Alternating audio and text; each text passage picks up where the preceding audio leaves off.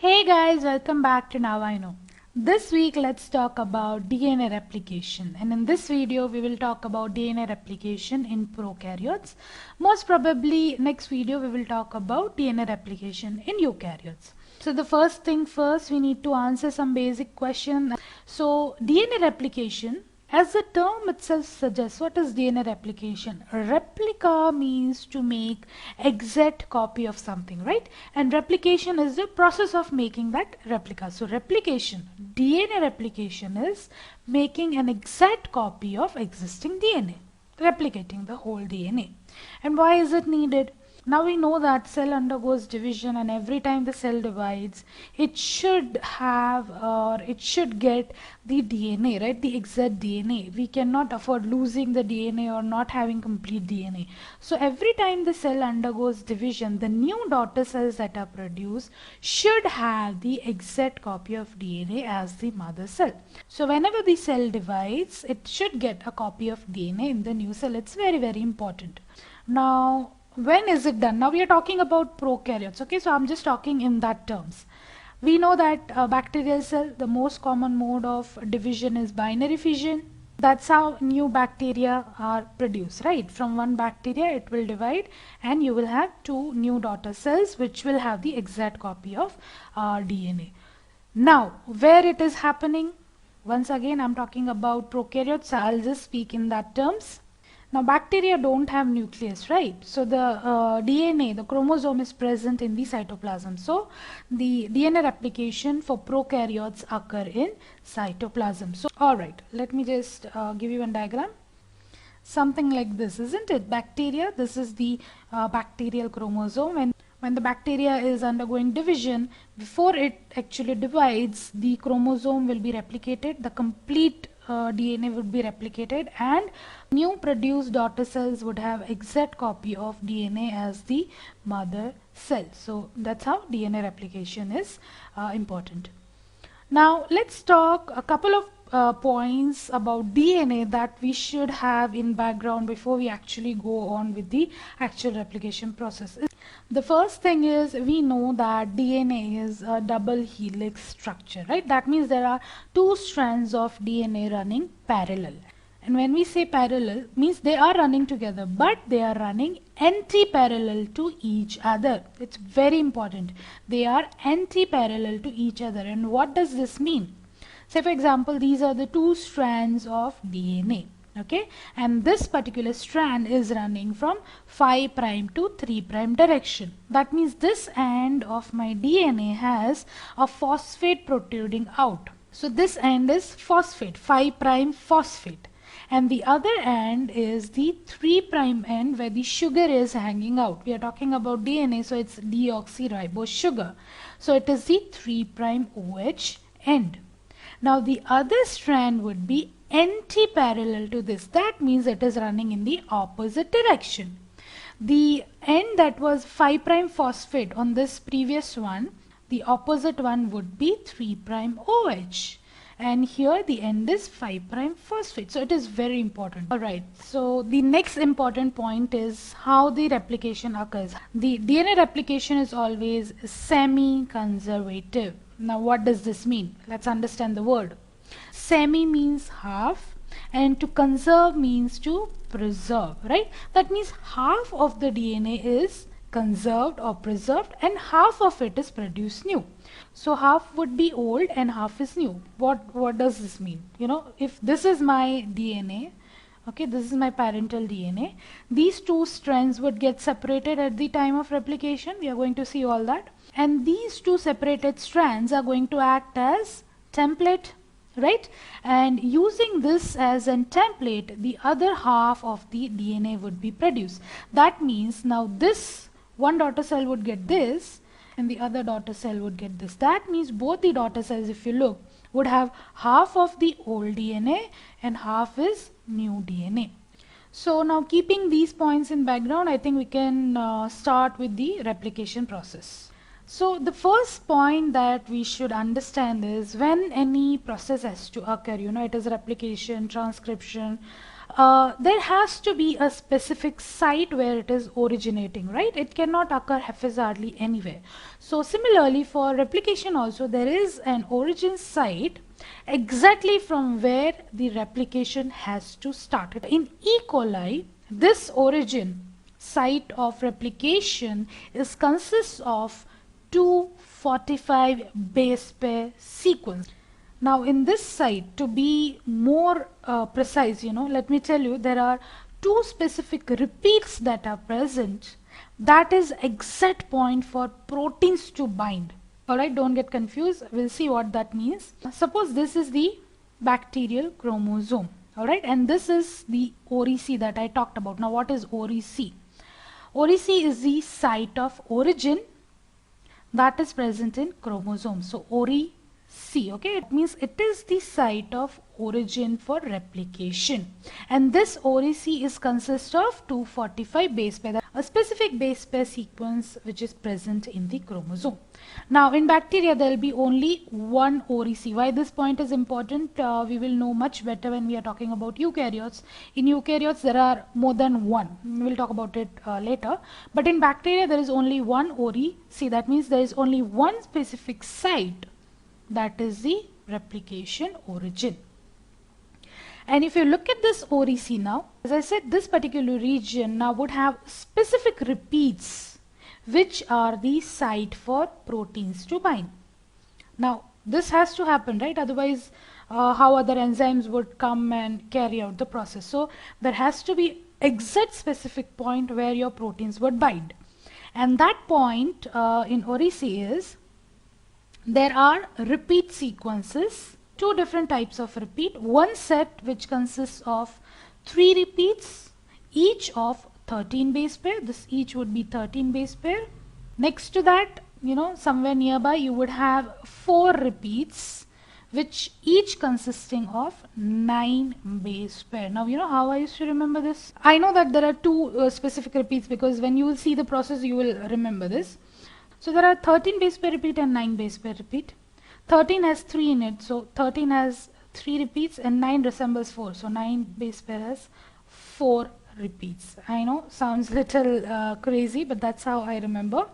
And you would have to know this, because this is very important to understand how the initiation of replication takes place. Now keep this in mind, and we'll start the replication. So we will have DNA replication like any other transcription translation. We would have initiation, we would have elongation, and we will have termination, right? So let's start with initiation first. You have seen, we just talked about where exactly it would initiate. So now when the replication has to occur, we know now DNA is double helix. So they are, there are bonds between them. For protein to bind and actually carry out the process, you need to break these bonds, and you should have these DNA strands available as templates. So that's what is going to happen. The first point of initiation or replication is binding of specific protein to OriC. Okay, so that it can open the DNA helix, it can make it available for proteins to bind. So this OriC at this particular site, the first proteins would come and bind. Now what proteins are coming? The first protein is DNA A protein. Alright, and to be very specific, now you should have a question in your mind, where in OriC there are 2 types of short repeats. So the 9 base pair repeats that I talked about, this is the site for DNA A proteins to bind.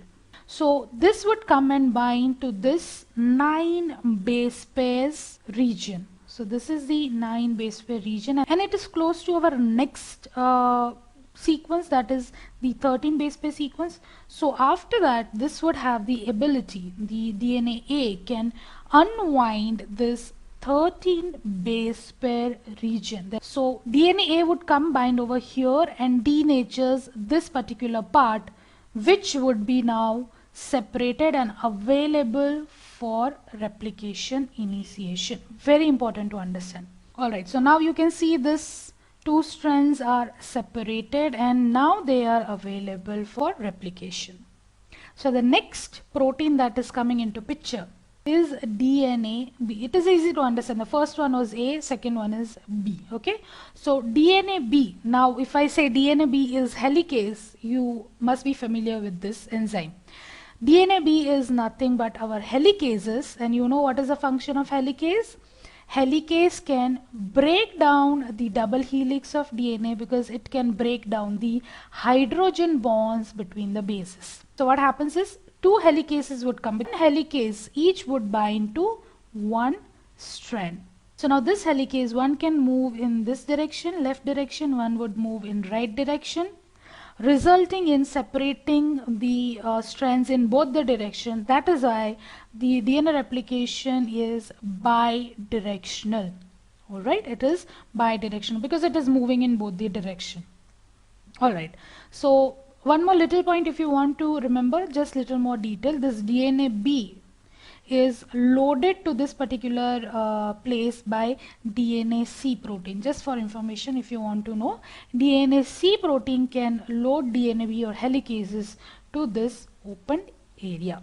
Now you can see over here this particular portion which is opened and it is going to move. This is like a bubble, isn't it? This is called replication bubble. Okay, and the area where the helicase have bound, now this is going to move because helicase would first have to remove the hydrogen bond. Behind helicase the whole assembly is going to move. So this particular area where the helicase would move and the replication would take place is called replication fork. Okay, it is called replication fork. So there are two helicases moving in both the directions. So how many forks we have? We have two replication forks. Yeah, so this is the thing. You have one origin site, there is only one OriC, but there are two replication forks because they are moving in opposite direction, and there will be only one replication bubble. Okay, just small points to keep the concept clear. So now we have helicase over here which is trying to remove the bonds, right? But now that can renature again. So unless, you know, for a time being till the portion is getting replicated, it needs to stay in single stranded state. That is maintained by next protein in the replication, and that is called single stranded DNA binding protein or Ssb proteins. Their function is to bind to these separated single strands and keep them prevent them renaturing from each other. So single stranded binding protein would bind to these single stranded DNA and would prevent renaturation. Alright, so you got helicase followed by Ssb proteins. Very important, otherwise it will again renature. Alright, now we know that DNA is double helix wound around each other, right? So if this replication fork, you know, there is separation of these double strands to single strand and it is moving in both the direction. So that means DNA ahead of the replication fork here is going to get more and more tangled, right? It will be more and more twisting of the DNA that is ahead of replication fork, something like this. Here there is a replication fork moving in this direction, here it is moving in this direction. It is unwinding the DNA that is needed to be replicated, but doing so happening, it is causing further more twisting of DNA ahead the replication forks. That means a lot of topological stress is formed. This can create problem, right? So we need something that can also remove this twisting. Alright, now these are double strands, they are circular completely. Here also there is, okay, there is no gap. So in order to release the tension now, you have to cut open one strand, right? Otherwise there is no way, no matter what you do, it is going to get more and more twisted. So at least one strand should be broken down for a transient period so that it can unwound from the other strand and it can come back, or it can release the topological stress. Because the fork was moving in two directions, it's a circular DNA which is enclosed, it is going to produce twisting that causes topological stress. To remove that, next enzyme is Topoisomerase 2 or DNA gyrase. Don't get confused if you read DNA gyrase or Topoisomerase 2, it is the same thing that we are talking about. So this is what we talked about, all in all. OriC, now you know the detail about it. At OriC, the first DNA A protein comes. DNA A is going to open up this for DNA B or helicase to come and bind. There will be two helicase and resulting in formation of two replication fork moving in opposite direction. And because it is moving, replication fork is moving, it is producing topological stress, so it needs DNA gyrase or topoisomerase 2 removing the topological stress. So the second part is after initiation is elongation. That means now we need to copy the strands that we have separated. When we talk about elongation, that is the part of leading and lagging strand formation. Very important concept to understand. So now let's not talk about this first. Let's talk about DNA polymerase first. DNA polymerase, as the term says, now here we need to polymerize the DNA, isn't it? Whatever is getting separated, we need to polymerize it. So polymerization of course happens with DNA polymerase. Now DNA polymerase, we can talk about the structures, types of DNA polymerase and all some other time. But here for bacteria, for prokaryotes, DNA polymerase 3 is the main enzyme that causes synthesis of DNA. For this DNA polymerase to work, it needs some pre-existing information. And what do I mean by that is, it cannot simply, if this is my strand, it cannot start adding the nucleotide. It cannot do that. It needs a pre-existing information of short nucleotide sequence already available to which it can start adding the nucleotides. This short nucleotide sequence, we call it as primer. Alright, so this primer, this now again needs to be provided. Okay, so this primer is provided by the primase enzyme. No wonder. Primer is provided by primase enzyme, or that is DNA G protein. These primers are actually RNA primer. Okay, they are not DNA primer, they are RNA primer. Later on that is going to get removed, so no need to worry about that. So DNA G or primase would synthesize small nucleotide sequence RNA primer, which is about 10 to 60 nucleotide. That is going to act as primer for our DNA polymerase, to which it is going to start the synthesis. So then you have DNA polymerase 3, we just talked about it, the main enzyme that is going to polymerize or synthesize the new DNA strand. Now here is one very important point, is that, as I said, it needs a pre-existing information. Other than that, there is a specific property of DNA polymerase 3 is it can synthesize this new DNA strand only in 5' to 3' direction. What does this mean? Okay, let's understand this. It's very important. Once we understand this 5' to 3' logic, that's when, you know, it's easy to understand what is leading and lagging strand. Okay, so as I said, it can synthesize the new DNA only in 5' to 3' direction. So now this is our parental strand, which is undergoing replication, and they both are antiparallel, both the strands of 5', one strand to 3', and other one is 3' to 5'. Now DNA polymerase can add nucleotide only in 5' to 3' direction. That means this will be the 5' of the new strand that is getting synthesized, and to which it can add nucleotide from 5' to 3' direction. There is no problem, right? Smoothly it will add. As the helicase is moving along, it is going to separate the strand, polymerase will follow it, and it is going to add the nucleotides. At the same time, the opposite strand, now this is the direction of movement, right? This is the direction, this way the helicase is going, so this is the direction of replication fork. This is 5' to 3' moving over here, polymerase is following it. So at this particular strand, if you see, for this strand 5' to 3' is the opposite way for DNA polymerase, isn't it? Because this is the parental strand 3' to 5'. So the complementary 5' to 3' is in the opposite strand. The replication fork is moving this side, but the DNA polymerase can synthesize only in the opposite direction. So what will happen over here? As these strands are getting separated, 5' to 3', that means this direction, it needs a primer. Primase would synthesize a primer here, and 5' to 3' polymerase will move. Again this portion would separated, primase would put a primer over here, it will come and synthesize this much patch and move. That means, say for example, this portion must have been open first, right? So primase would have come here. By then this was double strand, okay? So there is no prime over here. Primase would produce a primer, polymerase would synthesize.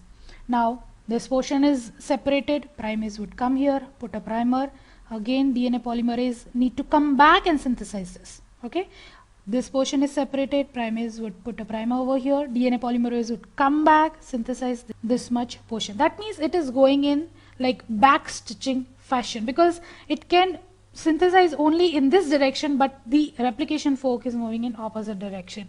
So this particular strand is not continuous. There are multiple primers, and in fragments this strand is getting synthesized. So these fragments, short fragments that is newly synthesized, is called Okazaki fragments, simply from the name of the scientist who actually found this concept. So Okazaki fragments. So there is one strand which is smoothly going on, no problem, continuously. But the other strand is discontinuous, and because it is discontinuous, this DNA polymerase needs to like go ahead, come back, go ahead, come back. So it is comparatively slow than the continuous strand. So the strand which is continuous and it's leading is called leading strand. Simple to understand. And this particular strand is continuous and it is just following the helicase, right? The polymerase is simply following the helicase. No problem at all. But the other strand, since it is going forth and coming back, it takes time, it lags behind little bit compared to the other strand, and that is why it is called the lagging strand. Okay, and this is actually moving here. If you see, polymerase is moving away from helicase in the terms of synthesis, right? So it moves away from helicase and it is formed in discontinuous manner. It is not continuous. So what is going to happen to this? We are going to see. This particular concept that I talked about, leading strand, lagging strand, 5' to 3', this is very, very important to understand. Alright, I just cleared up the diagram for the next point. So now we have a primase that has put primer, both the strands are getting synthesized. If you look at this lagging strand, now we have multiple primers that are present in the strand, new strand, and they are RNA primers, as we talked about. We don't need that. We need to remove it, isn't it? And we need to have our DNA portion to it, the complementary portion to our parental DNA. So the removal of this primer, you need again one more enzyme for that.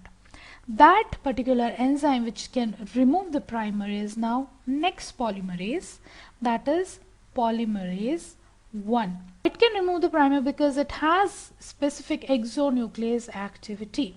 So the DNA polymerase have the exonuclease activity and it can remove the RNA primer from the newly synthesized strand. Also, whatever gap which is produced, now if you remove primer, you will have a small gap produced, right?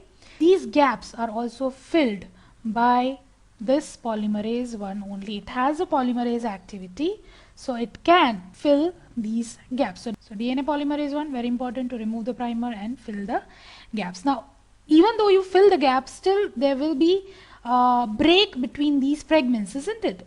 Because it can just put the nucleotide. It cannot form the bond between these patches. So you need now something which can ligate this. Ligate means something which can tie these broken strands together. So the next enzyme, of course, is called DNA ligase. That means it will seal the nicks, or it will tie up all the broken pieces or all the patches that are produced. And of course, it can ligate these strands by forming phosphodiester bond between the 3' OH of one strand and 5' phosphate end of the other strand, right? It would be like this. So we saw that two DNA replication forks are moving in two opposite direction. It's bidirectional. Right? So we know that both the replication forks are moving in opposite direction. They are going to meet at one particular point, and here is that point. This is the terminus region. This is the point where termination happens. Okay, this is the terminus region. Now once again, as we saw that for initiation, for origin, there has to be a specific sequence that is tagging as origin. Similarly for termination also, when I say termination region, how do we know it? So there is again specific sequence that is tagging this as terminus site. So that is again a specific 20 base pair sequence that is the terminus region. So these are the terminus or ter sites. This termination sites or ter sites actually creates kind of a trap for the replication fork that would enter in. Okay, it is going to make sort of a trap for replication fork. Once it is, both the replication forks enter over here, it will meet each other, and that is going to cause the termination. Now one more additional point I will give over here is there are specific proteins that are involved in this capturing or trapping the replication fork. Certain proteins called TUS protein. TUS stands for terminus utilizing sequence. So they are going to bind at your ter sequence or terminus sequence, and this complex, ter-TUS complex, can actually arrest the replication fork. Okay. Now comes one very interesting thing. For that I think we need the diagram. Alright, so we had started something like this. We had circular DNA, there was OriC, where protein came, started synthesizing the DNA, replication started happening, replication fork was moving in two direction. So you can see the bubble is formed, and it is, as it is going on, fork is going on, it is moving ahead. And it is going to meet at one particular site over here. Say for example, termination sequences are located, the terminus region is there. If you want, you can remember this. So this terminus region where the replication fork has now entered and it has got arrested. But what happens is that at this particular site, if you look, both these strands are interlinked. They are connected, they are like catenons. What does this mean? This means there are two circular rings that are interconnected like links of a chain. So now this is interconnected. These two, this is called catenons. These are DNA catenons. You need to separate them.